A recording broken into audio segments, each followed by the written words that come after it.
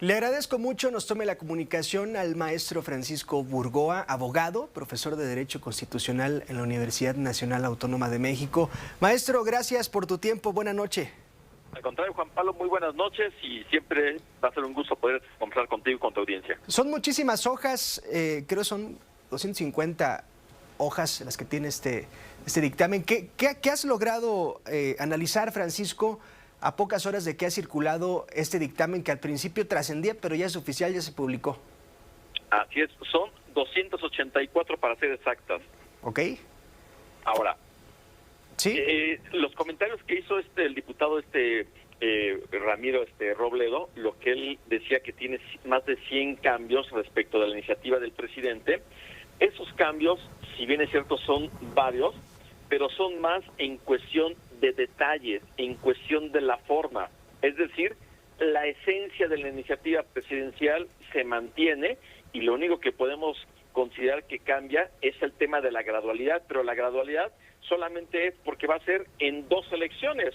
Una elección extraordinaria en el año 2025, primer domingo de junio, en donde se va a hacer la renovación total de los integrantes de la Suprema Corte, de las vacantes que hay actualmente en la Sala Superior del Tribunal Electoral y de todos los magistrados federales y de los jueces federales que no hay, que están vacantes ahorita esos espacios en juzgados federales.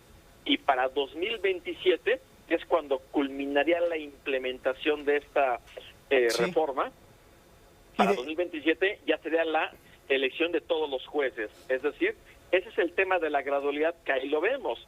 Sin embargo, hay varios aspectos que sí me llaman mucho la atención, que como por ejemplo, que ya no se establezca un tema de edad para poder ser ministro, magistrado o juez. Simplemente se deja a establecer nuevos requisitos, como por ejemplo, promedio de calificaciones en materias constitucionales que hayan cursado en la licenciatura, maestría o doctorado, o que se requiere tener, por ejemplo, para jueces y magistrados, recomendaciones de 5 vecinos o de 5 personas que conozcan.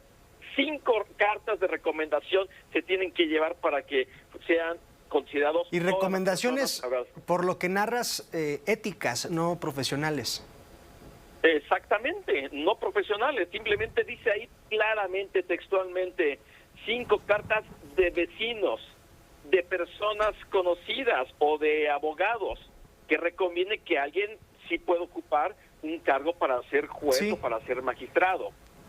Vale más, pareciera, la ética y la honestidad, en teoría, ante la profesionalización del Poder Judicial, y también vale más lo que se logró en la escuela y no lo que se ha logrado en el campo, Francisco, porque bien planteas, exigen un promedio en determinadas materias relacionadas con el cargo, pero por el contrario disminuyen la edad, que esto no quiere decir que no haya un abogado de 33 años que esté en capacidades de ejercer el puesto.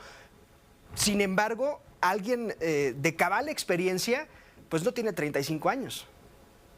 Definitivamente, Juan Pablo, porque, por ejemplo, para el caso de si alguien quiere aspirar para ser ministro de la Suprema Corte o ministra, se requiere una experiencia de 5 años. Es lo que dice, una experiencia en la actividad jurídica. Y para ser juez o para ser magistrado, 3 años. Pero en teoría, una persona puede obtener su título a los 20 años.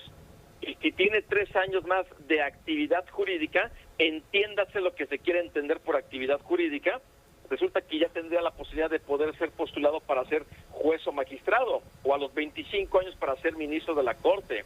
Y esto sí me parece que en ningún momento se asegura perfiles para que se pueda tener un poder judicial totalmente con personas, con profesionales, que tengan una experiencia comprobada en el campo de la impartición de justicia.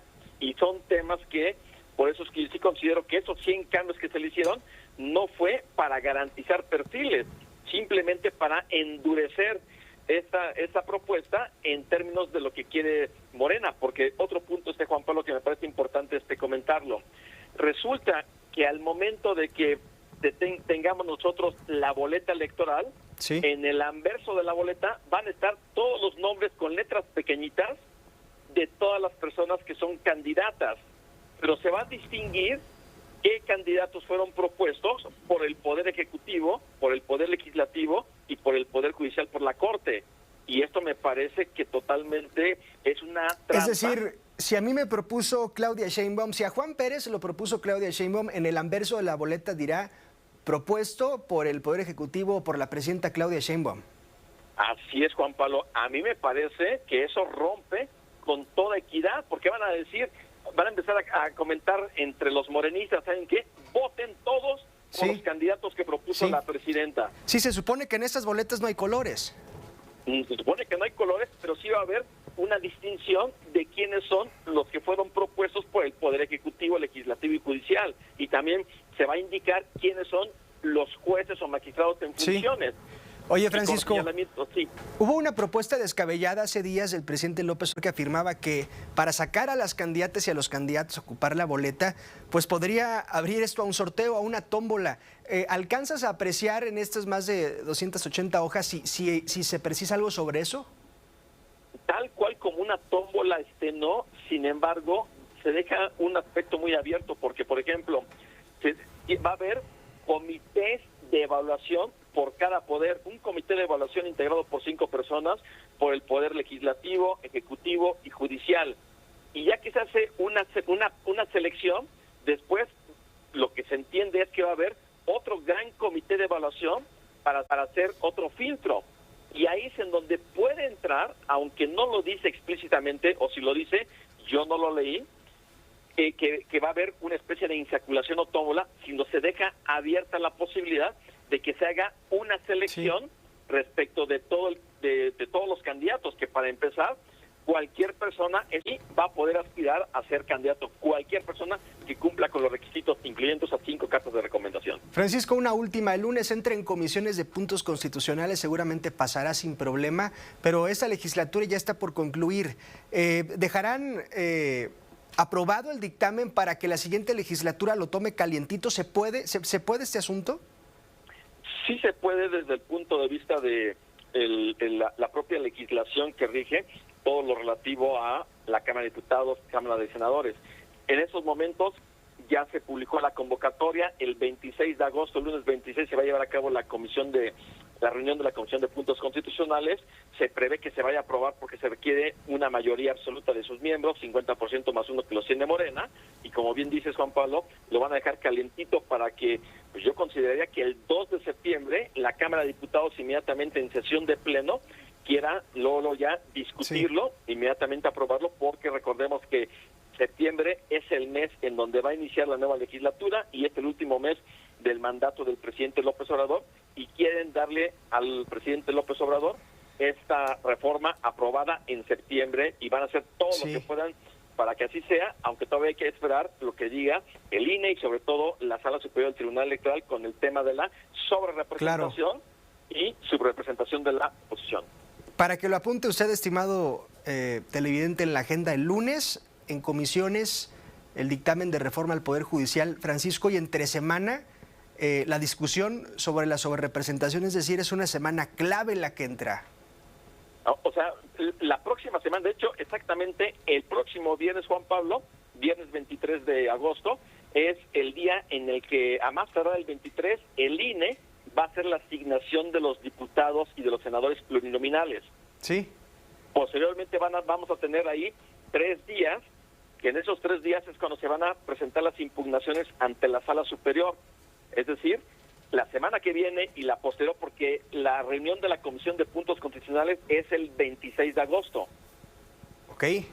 Y en esa semana es cuando la Sala Superior también tiene que definir a quién le va a dar la razón, si va a aprobar o no aprobar esta sobrerepresentación de la coalición de Morena, Partido Verde y PT, y eso implicaría que le va a dar la mayoría calificada o no.